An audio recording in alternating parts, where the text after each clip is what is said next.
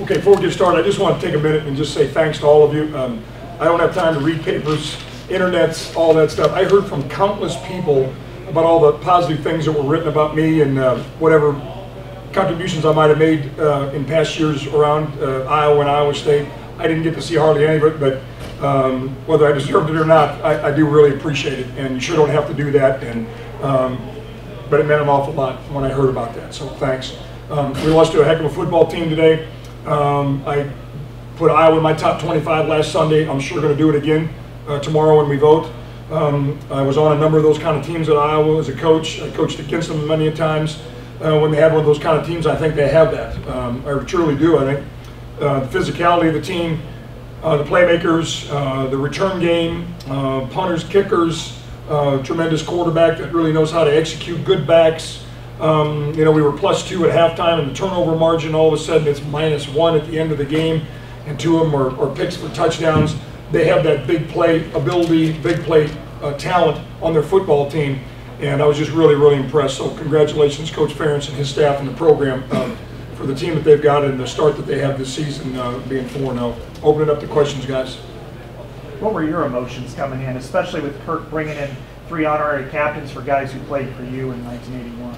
Yeah, I mean, I got a chance to say hi to him before we came out for pregame warm-up, and it's, you know, when people sometimes don't really realize what an honor and how blessed we are as coaches to be around young guys at the time when they're in college, and we're supposed to impact their lives in such a positive way. And here Mark Bortz, Jim Pekar, Pat Dean did so much for me because of their play and their tenacity and their toughness to help me advance and to improve and to learn and to be hopefully a good assistant football coach. And I had the joy of coaching those guys. So those are 5. I had Zach Butler and Eric Anderson, and those 3 guys from the Rose Bowl team.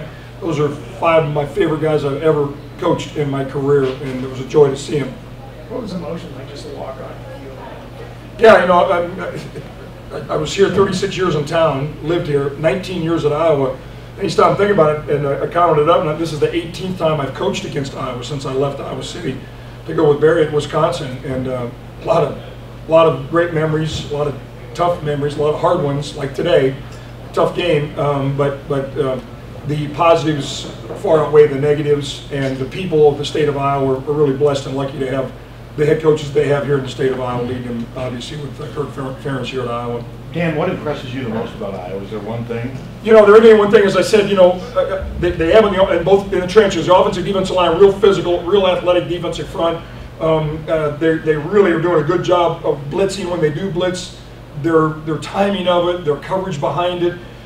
They really, there's a method to their madness. They're really doing a good job, I think, defensively. You know, they only giving up, as you guys know, about 50 yards a game rushing before we played them. We ran the ball at times today. It's good to get Wilson back, who's our best back.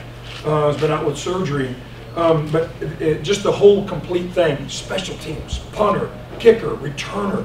The returner, obviously, he's going to be playing a lot of years beyond Iowa. He stays healthy, God willing. He's going to have a long career in the NFL. He's that kind of guy. But I'm just really impressed. They're fundamentally sound. They're well coached. They don't beat themselves. Iowa doesn't beat Iowa. You have to beat them.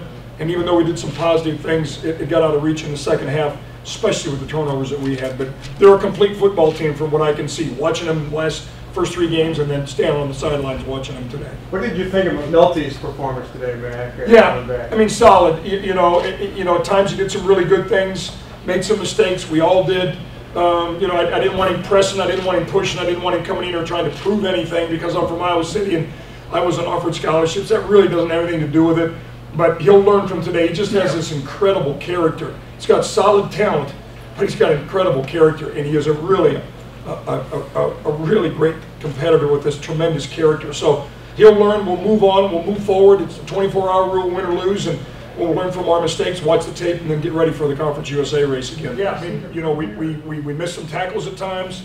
We played real poor technique on some things. There were some things that Iowa executed that was not new. It wasn't anything that we didn't give our guys exposure to and show them and practice them, but they really out-executed us on some things. And some of those big plays in the throwing game, I just thought they really did a good job. Our technique's got to improve, our coaching's got to improve in those kind of situations. And we're just hit or miss right now. At times we look like we could have a solid defense. At times it looks like a scout team defense. We got a lot of work to do.